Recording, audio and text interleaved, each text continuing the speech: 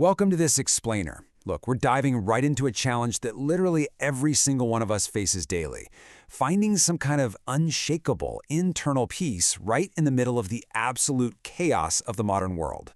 I mean, we're in the AI era, right? We're constantly bombarded by algorithms, endless information streams, notifications. It is incredibly easy to feel completely overwhelmed.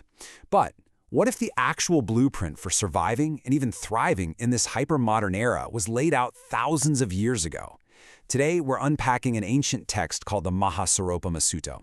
It's this profoundly deep teaching from the Buddha, and it maps out the exact psychological traps we fall into when we're searching for peace, and crucially, it shows us how to dodge them. It really all comes down to this core question. How do we find unshakable internal peace in an era of complex artificial intelligence? When everything around us is moving at literally lightning speed and our attention is the single most commodified resource on the planet, finding a quiet center, well, it feels nearly impossible. But we're not just talking about, deleting social media or going off on a weekend retreat. The ancient wisdom we're about to explore offers a really systematic, timeless solution to our very modern distractions. It warns us that sometimes, in our desperate search for peace, we actually end up grabbing onto the exact wrong things. To break this down, the source text uses this brilliant, super grounding metaphor. Picture a person who is deeply aware of the suffering in life, the stress, the aging, the inevitable difficulties we all go through. And they make a firm decision. They want a permanent way out. So they go searching for the absolute most valuable, indestructible part of a massive tree, the heartwood. This heartwood, the core, is solid. It's reliable. It represents true liberation. But here's the catch. The tree is huge, and the seeker gets easily distracted by all the outer layers.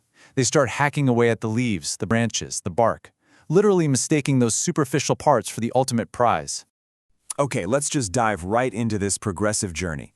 We're going to cover 1. Searching for life's core. 2. The leaves and branches of fame. 3. The outer layers of precepts and concentration. 4. The sapwood of knowing and seeing. And finally, 5. The heartwood, which is true liberation. All right, Section 1. Searching for life's core and seeking an end to pain. Moving right along into Section 2. Leaves and branches. The trap of worldly gain. So our seeker starts out with this pure, highly motivated goal, right? They've suddenly woken up to the reality of human suffering, and they genuinely want a permanent foundation. But almost immediately they run face first into the very first trap. As they begin their journey, maybe they start meditating, living a slightly better life, sharing some insights, they get their first real taste of success. They reach the outermost layer of the tree, which the text calls the leaves and branches. These symbolize the superficial achievements of worldly gain, honor, and praise. Just imagine someone today who starts a mindfulness practice, and suddenly, boom, they gain a huge following online. People are praising them, they're booking speaking gigs, they're getting tons of social validation. The text points out that the seeker looks at all this validation, feels incredibly satisfied, and thinks, wow, this is it, I found the answer. They cut off the leaves and branches, completely mistaking them for that solid heartwood. And this brilliantly illustrates a really dangerous psychological cycle. First comes the achievement. They get the fame or the praise. But step 2 is where the poison really starts to seep in. Arrogance. The text says they begin to exalt themselves and disparage others. They start thinking, I'm successful and praised, while everyone else is unknown and insignificant.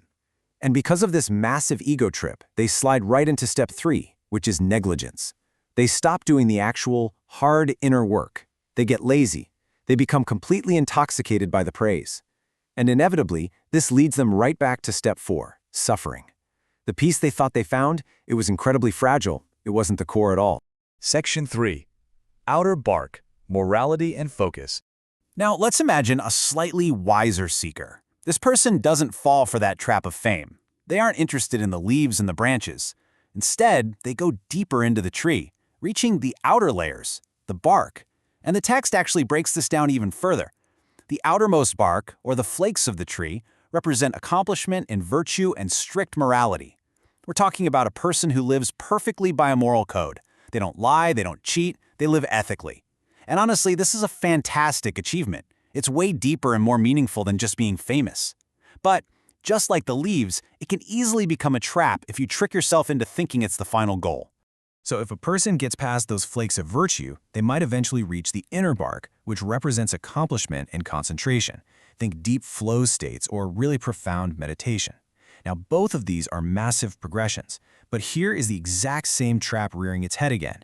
The person who achieves straight virtue starts thinking, I am pure, while others are sinful. And the person who achieves deep concentration, they think, I have this laser-focused mind, while everyone else is just scattered and distracted. Do you see the pattern here? The ego hasn't vanished at all. It's literally just changed its disguise. The text makes it absolutely unequivocally clear that this is a recurring trap. It doesn't matter if you're clinging to the leaves of fame, the flakes of virtue, or the bark of concentration. The cycle is identical every single time. You achieve something genuinely great, then you become intoxicated by that achievement. You exalt yourself, you look down on those who haven't reached your quote-unquote level. That arrogance leads right back to negligence, which inevitably dumps you right back into the exact same suffering you were trying to escape in the first place. You are holding on to the bark of the tree, entirely convinced it's the solid core, but it's going to eventually just crumble under pressure. Section 4. Sapwood. Insight, knowing, and seeing. So we keep cutting deeper. Imagine a highly advanced seeker. They completely bypass fame, they bypass the pride of virtue, and they bypass the pride of concentration. They get right near the center of the tree, to the sapwood. The sapwood is defined here as the achievement of profound knowledge and vision. We are talking about intellectual and spiritual insight of the absolute highest order. In our modern AI era, you can kind of think of this as having absolute clarity, access to boundless information, and this deep philosophical understanding of exactly how the universe works. It surpasses both virtue and concentration. At this point, you are incredibly close to the core. Surely this must be the final answer, right? Well, actually, no. And this is the absolutely crucial point. Even with this incredibly profound knowledge, the exact same psychological trap still exists. The text states that the seeker begins to think, I know and I see, while others do not. They basically become a spiritual or intellectual snob. Their own ego weaponizes their profound insight. They become totally intoxicated by their own wisdom, they become negligent, and once again they fail to reach true, unshakable liberation.